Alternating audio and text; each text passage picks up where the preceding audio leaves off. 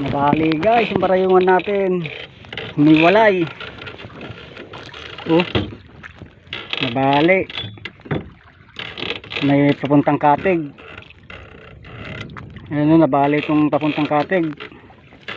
Bali guys. Grabe, minamalas nga naman. Nandito pa tayo sa 30 miles. Ang layong uwian to. Sana makauwi tayo ng ligtas. Medyo dumidilim-dilim na rin yung kalangitan. Oh.